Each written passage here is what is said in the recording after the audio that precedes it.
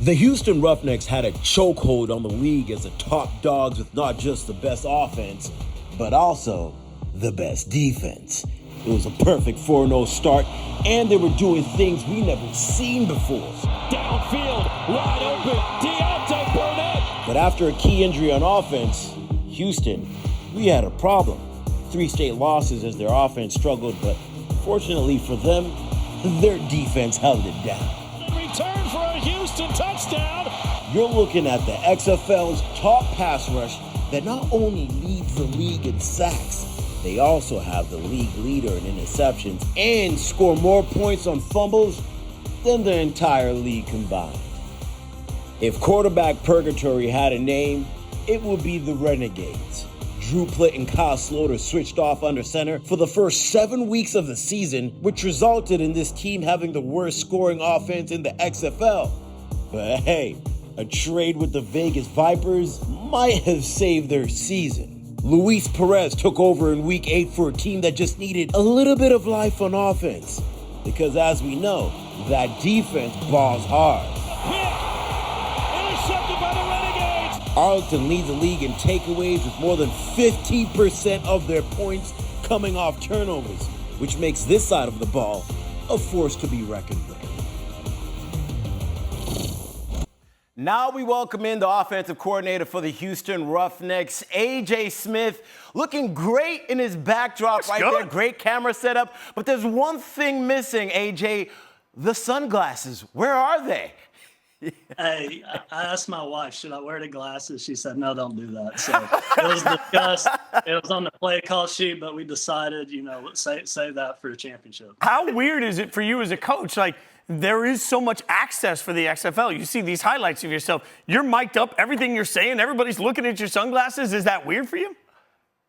Yeah, the sunglasses are on, though, because, I have a little bit of astigmatism and that sun's right in my face, but you usually don't see OCs in the box like you do with me. So I had to get used to the all access because during the game I was good with it. I knew, some stuff was being said and other teams would pick that up. What I wasn't prepared for was the producers filming me in pregame, making highlights of me acting goofy when I didn't know I was on air. So, I learned that when the camera's by, it's always on. So that's, it's all a part of the fun, though. So it's that's something we've had to learn pretty quick as well. And see a camera, presume the worst. Just go for it. Exactly.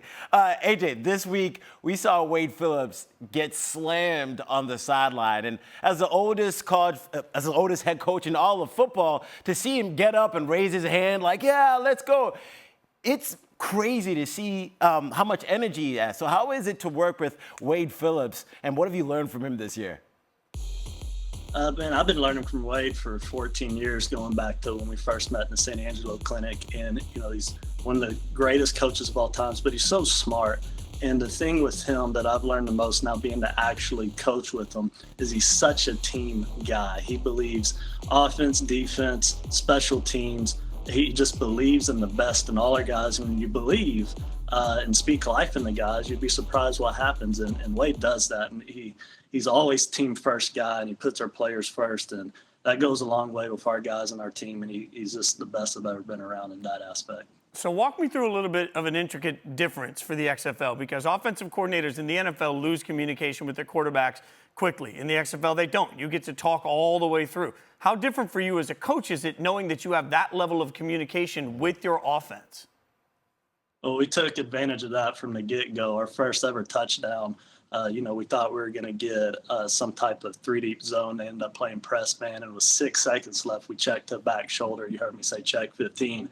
And that was the John Trey right out the gate against Orlando, and that kind of set the tone for the season. It allows you to get a play call in. You think the analytics are telling you this is the play call. You line up, and then all of a sudden it's like, oh, man, they are doing something against the analytics. Let's check to this. And I got to give a lot of credit to my players because they're able to hear it with 6, 5. And we practice this, though. That's why I know they're able to do it. And they hear it. We check to it. You hear me say catchy calls that have caught on.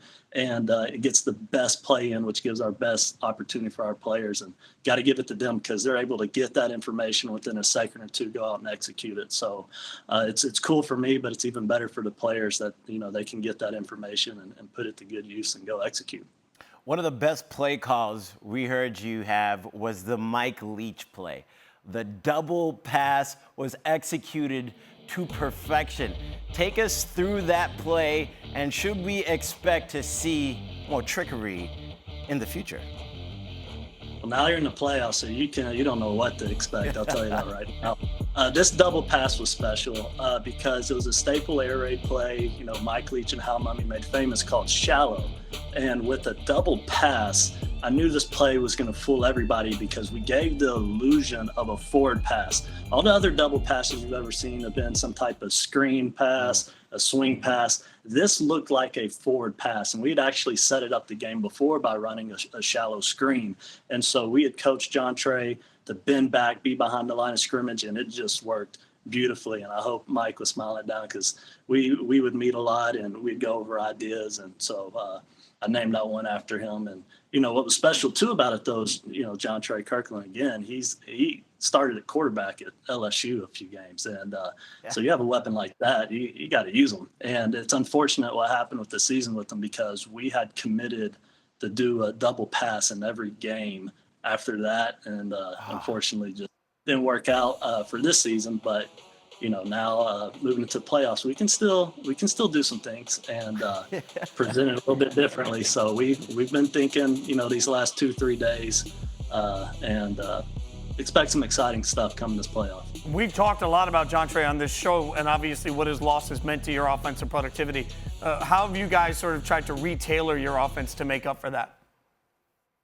Yeah, you know, it's football. It's a journey. Injuries are a part of it. And at one point, you know, we go into week 7 and 5 of our starters are out from week 1. So that's almost half your offense. And what you got to do is you got to still find a way, next man in. And we've kind of re-identified, you know, I think one of the things is our defense is the best in the league. We got the best players. We got the best coaches on defense. And instead of trying to score 30 and 40, we've now gone to more balanced attack to where I think we were last in rushing the first 4 weeks, and now we're second in rushing yards and lead in rushing explosives. And so we've gone to more balanced attack because we don't need to go score 30, 40 points. We know how great our defense is, so we're going to help them get off the field.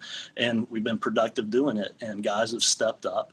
And kind of a different way of doing things to get it done, but just get it done. That's all that matters. Stats don't matter at the end of the day. All that matters is that W and that championship. One thing about your opponent in the playoffs is you've seen them multiple times already, and you guys stay in the same hotel together in Arlington. Yeah. So tell us about the challenges that you have facing a team like that and how difficult it was to be able to show your hand but not too much in week 10. Yeah, it's unique, but it's not something that's never happened before in football. And you know, I've had to play a team 3 times, and so it was interesting. The last 2 weeks, we've had 2 different game plans, and we started practicing it for 2 weeks, and that's just where your mind has to get to, and trying to think what they're thinking too, as well as you know, what could happen with their adjustments, because they're not going to show their hand as well, but you got to go back and see what they're doing before that last game. And so, yeah, it's very unique, you know, but many NFL teams get in the situation where a team like Arlington gets in, and it doesn't matter what the record is. It doesn't matter what anyone's done at this point. It doesn't matter what we did to get there. It matters what happens now. Everybody's 0-0. So as long as we have that mindset, you know, we're going to be able to do what we need to do. That's awesome. Thank you, AJ. And, you know, I'll tell you one thing. I love what you had to do to get here to this moment, from going back to high school to JUCO and now back in the XFL. Congratulations on this season, on everything you've done, and good luck. No, thank you. I appreciate it. Thanks so much. They met for the first time in week 2. Arlington headed south to Houston, and it was all Roughnecks in this one. Brandon Silvers had it going with that Wade Phillips defense that gave the Renegades hell all night. 5 sacks, 2 picks, and a John Trey Kirkland conversion gave the Roughnecks a 23-14 win in the first meeting.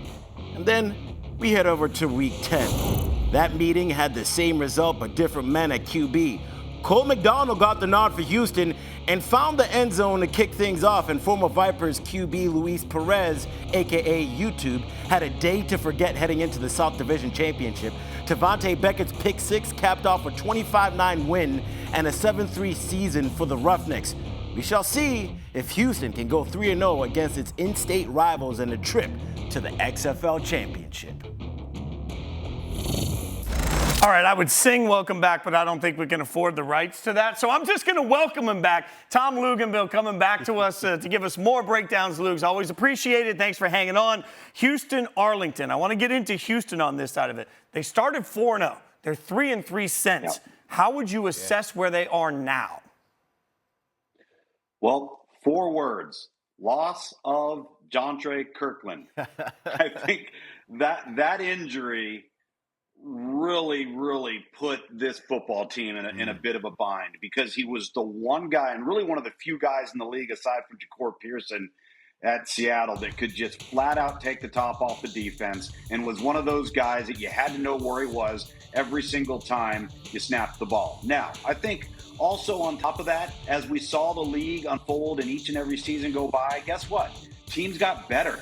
And it just so happened to be that Houston early on was a little bit ahead of the curve. They were a little bit more buttoned up offensively.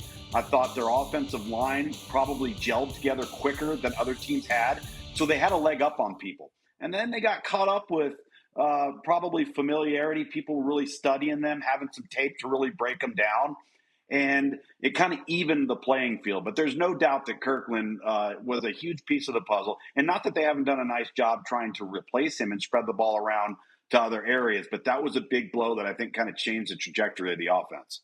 Well, Tom, Arlington's been trying to get better at the quarterback position all season long, and that trade for Luis Perez was an attempt at that. But he's looked great one week, and then other weeks he's looked average. So where does he find the most success in this game against this Houston offense that he didn't play too well against in Week 10? Well, I think that they were going to have to get back to the run game. They didn't have Davion Smith this past week. They decided to sit him. They knew they were in the playoffs. They get him back and create some semblance of power up front and push up front. Now their play action game gets going. And now they get to be a little bit more of what this offense is. This offense for Arlington doesn't have a bunch of big, splashy playmakers. They don't have great speed. Sal Cannell is a fantastic H-back tight end type. The rest of their guys, I would call them possession players. So for them to be really successful in the passing game, it starts in the run game. If they're successful on early downs, Luis Perez can get into a rhythm, and that's when he's most accurate, when he's coming off of play action, and he's kind of just picking his spots. Yeah. But if the run game's not there for Arlington, it's going to be tough sledding. Yeah, we made the joke often on this show at the beginning of the year. Arlington was basically the Iowa of the XFL, only scoring on defense. So now that I've thrown a little shade at the playoff team, what's the path in your mind to an upset for Arlington here? I think Houston will have to help them. When I say help them, make an uncharacteristic mistake, multiple turnovers, that type of thing. I mean, this Houston team this past week played a lot of reserve players and handily beat Arlington. And I think the other part of it too is mentally, if you're Houston, don't think because you came off of this last week and walked over Arlington that that's going to happen again. Because if you go in with that mindset, you're going to be in for a long day. This is one of those weeks for Houston where they need to prove that they are a group of pros, right? That they know how to handle a playoff week. It doesn't matter that they played Arlington last week. You got to be a pro and expect Arlington's best. If they don't have that mindset, this game will go into the fourth quarter.